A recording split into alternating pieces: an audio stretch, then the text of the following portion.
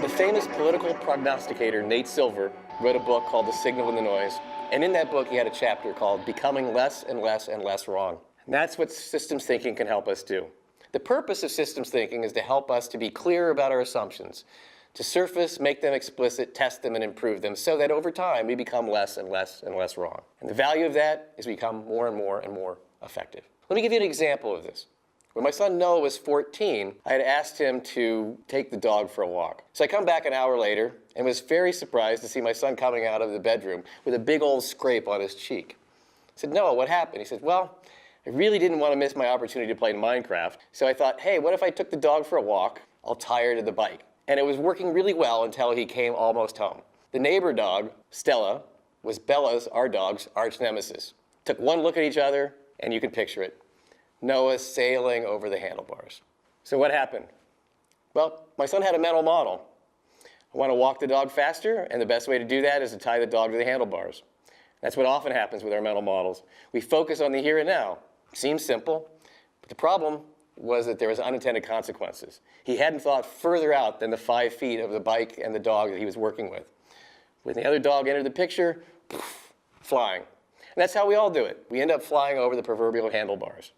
Why? Because we don't really think about the implications of our actions over broader space and time dimensions.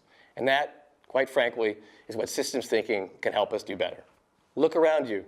You'll see many examples of unintended consequences. For years, we've been using antibacterial products, antibiotics, soap. What's happened, though, is that the bacteria that has survived tends to be stronger. When communities face increased traffic congestion, they build more roads. Seems to work for a short time, but what happens is further out, suburbs become more attractive, people move there, and the roads get congested again. Corporations, when they get behind or have profitability problems, might work their employees harder. Short run, they may get more results. In the long run, though, people get burned out from stress, more likely to either create errors, create problems, or quit. Again, negative consequences. And these happen in all facets of life. We use our mental models to take appropriate action. If I want this to happen, what should I do? Where is it the most important place for me to focus my energies and attention? If I do this, what will happen as a result? Those are places where we would apply our mental models. In the case of the biggest issues that we're trying to solve, obesity and chronic disease and other kinds of issues like that, we want to make a huge difference. What we're looking for is what I call high leverage. Let's define high leverage as the ability to fundamentally improve the performance of a system while simultaneously reducing the likelihood of negative, unintended consequences. You can think about an issue as having two attributes. How much change did we generate? And how much unintended consequences did we get? In the place where you make a little bit of change and a little bit of unintended consequences occur, what you end up with are tweaks. Not a whole lot happens. You may be in a situation where there's not a whole lot of change that occurs, but there's a lot of unintended consequences that occur. In that situation, what we have is firefighting. Lots of bumps in the rug. Solve a problem here, and it pops up over there. There are certain situations where you have lots of change, but also lots of unintended consequences. Those are disasters. Certainly don't want those. The place where we want to be is obvious. We want to be up here where we have few unintended consequences and we've made a big difference. What I call this quadrant is high leverage. I'm going to talk a little bit about how systems thinking can ensure the likelihood that we end up here in the high leverage land. In order to improve things a lot, we need to have a picture of the system, of how it really works. We need to understand the physics, as I say, in order to identify the lever for improvement that we need. So, in order to do systems thinking well, we need to expand our boundaries of time and space, and we need to improve our understanding of the physics of the system.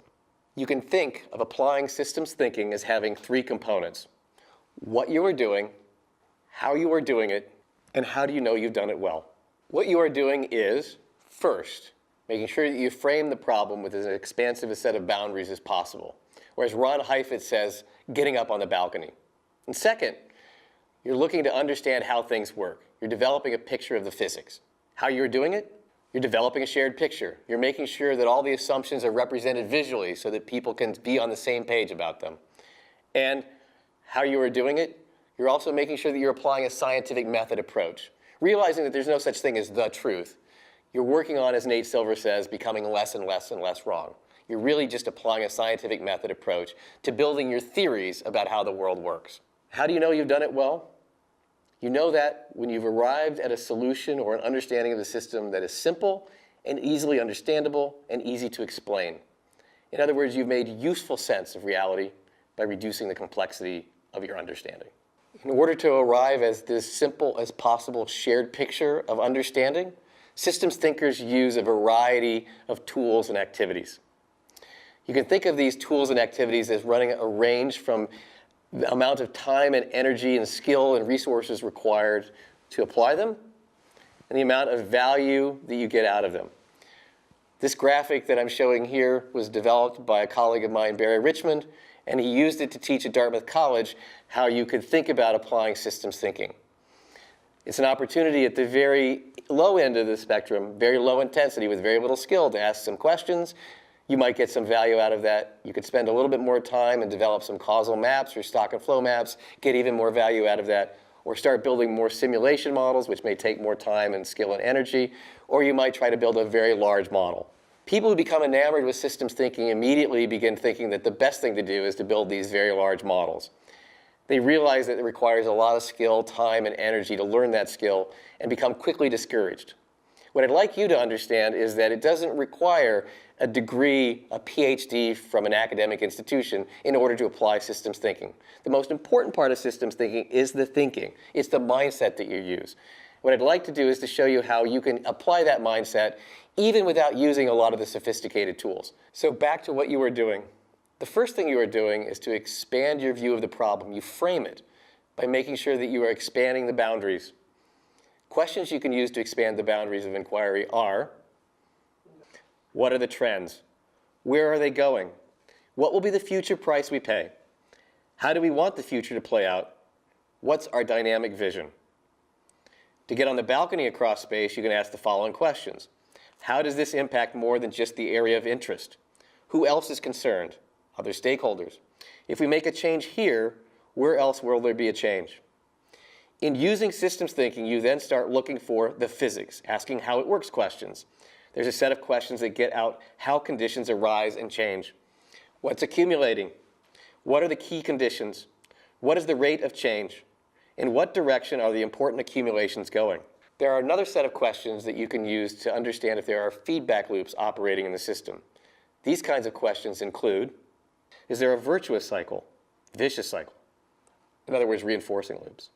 Is there a pushback in the system? Does it try to stay in equilibrium, often balancing loops? What's happening in terms of these cycles? Regarding how you are doing it, in using systems thinking, you are trying to get everyone to see the same thing, to paint a common picture. You can use visuals and diagrams, of course, and questions you can ask include, do we have the same picture of the issue or strategy? If not, how do we get it? Is it clear and unambiguous? Is it rigorous? And you are using a scientific learning approach, continually presenting, testing, and improving the picture until there's nothing left to improve. And you know you've done it well when your mental model of the issue is as simple as possible. Questions you can ask include, how do we build confidence in the theory? How do we keep it as simple as possible, but no simpler? Is the mental model too complex? And could I remove some of that complexity? Are we able to mentally simulate?